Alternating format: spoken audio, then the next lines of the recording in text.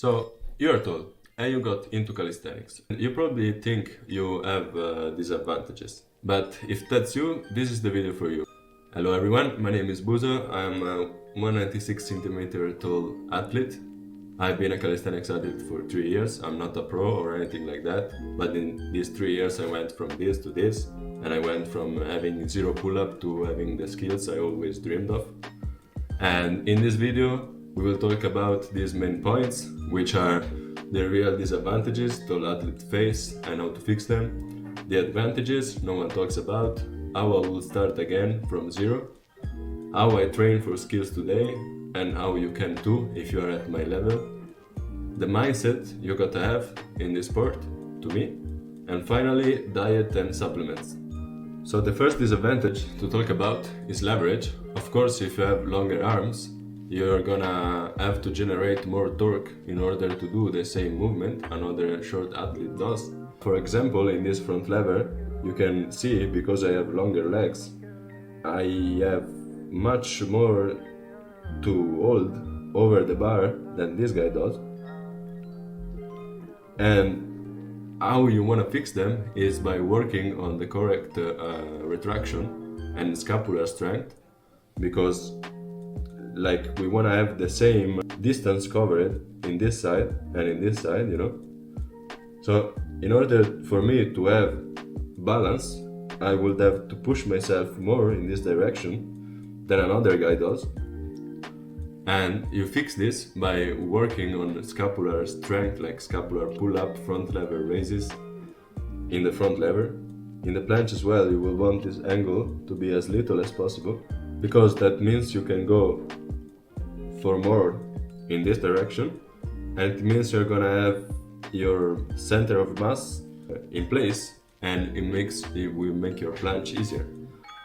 So in this planche example as well, this angle you want it to be as small as possible, because then you can go in this direction more, and so you will have over this line less legs to pull up, and this will make your planche look better. The second disadvantage we talk about is range of motion. This is the second issue, because if you have longer arms, you're gonna just have to do more movement in order to do a specific skill. For example, taking the muscle up, you just will have to do more movement than someone who has shorter arms. And to fix this, you want to work on the eccentric more. So like in the muscle up, you want to practice position more, maybe work more on the false grip as well, because shortening our long arms is the good way, and also having long fingers makes the false grip easier for us to a degree.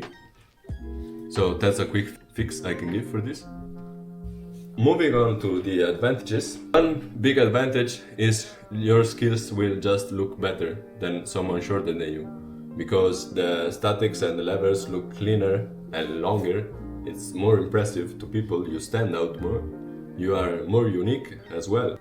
Usually also the taller you are, the stronger you are, because you have more muscle to volume potential, and so if you train properly you can produce greater force, which can help also in dynamic skill, and you can do explosive muscle up better, for example, probably, because having longer muscle, you can just put out more force. Also, you have an athletic type of body if you're tall. For example, your swing momentum, being taller, if you do a swing, it's gonna be like more powerful than a shorter athlete doing, just because it's more mass moving. So for the next point, how I will start again from zero calisthenics. So in my opinion, I could have gotten into skill progressions earlier, because specificity,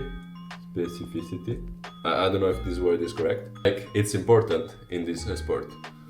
There is not a limit to start training a skill, like you have to be strong enough to do this or to do that, because there is always an easier progression you can start training. So for example, if you want to learn the front lever and people tell you like you have to have 20 pull-ups, it's not that true, because the tuck front lever is not that hard, maybe Probably if you have 5 pull-ups, you can hold the tuck front lever. So start earlier, honestly. It will just make progress faster.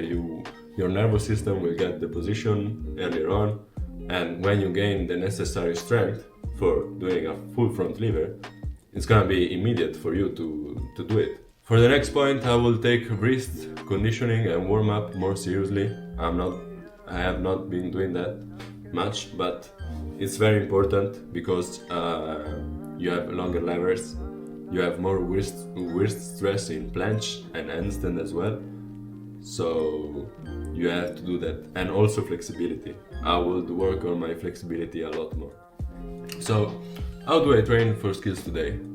I recently got into this type of training where I train on, like, let's say the first day of training, it's Monday. On Monday I do heavy planche.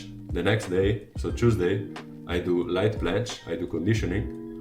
Then Wednesday I do heavy front lever training, and Tuesday I do light front lever training, and so on and on.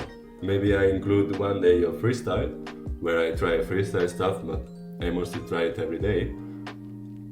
And I keep on going like this, where there is a day where I do a heavy session and the next day I do a light session. This allows me to recover more and also put more work in a shorter time span. Like, I can train this way, I can train basically every day without getting burned out. I'm still trying out this strategy. It's been 3 months that I'm into this strategy, and in these 3 months I went from a tuck planche to a straddle planche, and I think it's working. Like, a lot of people are telling me, how did you get the straddle planche in 3 months? It's not possible. It took me like 3 years, whatever. I think in these 3 months of training planche, I did more planche attempts that a normal guy does in 1 year. Like, just spam the skill. You need, for every skill, you need 2 main exercises. One static hold attempt, and the second has to be a dynamic exercise. So for example, if you're training planche, it could be planche attempt, and then you go do planche push-ups or pseudo planche push-ups or whatever. And then you implement band work with an elastic band, and that's pretty much it for every skill. Front lever, I will take front lever attempts, front lever raises, and front lever banded work. Easy. So the next thing to talk about is mindset, which is very important. And the first thing I want to say is, don't put skills on a pedestal. Please. I see so many people look at like planche and they say, it's not possible for me, I'm not strong enough. You just haven't been exposed to the skill the correct amount of time. You first wanna teach your nervous system the movement you want to do, and every time you do it, you get better at it. Also, don't be a perfectionist around form. There isn't a perfect form, there's just a form that is okay, form that is optimal. Also, for us tall, at least in my experience, the progress is slower at first, so you might be stuck on one of the first progression for a long time and then catch up, like run through the progression like a madman once you understand the correct position of scapula, for example. And so for faster results, I would say increase training density, so more work in less time. Split your sessions in the day, maybe do one training in the morning, one training in the evening, like I do myself now. If I have a heavy session where I put myself the objective to do 20 planche attempts in one day, I will do 10 in the morning and 10 in the evening, for example. Last thing to talk about is diet and supplements. When you're tall, every kilogram matters to you. More weight means more mass to move, means more leverage against you. So you have to stay lean and muscular in order to increase your performance. You have to focus on high protein intake, so 1.6 to 2 grams per kilogram of mass. Moderate your carbs for energy. For the supplements, I would say like creatine, it's a must-have. Like, it increases your recovery and improves your short-term strength output. like crazy. If you're not taking creatine, you are nerfing yourself. If you want to train with a high frequency, you need creatine. Just take it. I swear it works fantastically. So yeah, guys, being tall in calisthenics comes with challenges, but once you understand how to train smart and correctly and your body mechanisms, it becomes your partner, not something you have to work against, but something you work with. And if you enjoyed this video, please drop a like. It's my first video on the channel. If you want a particular video on a particular topic or skill, write me in the comment, ask me questions in the comment. I don't know if I covered everything correctly, I hope so. But if I left blind spots, ask me in the comments, I will try to answer to everyone. And this is it, guys. I will see you in the next one.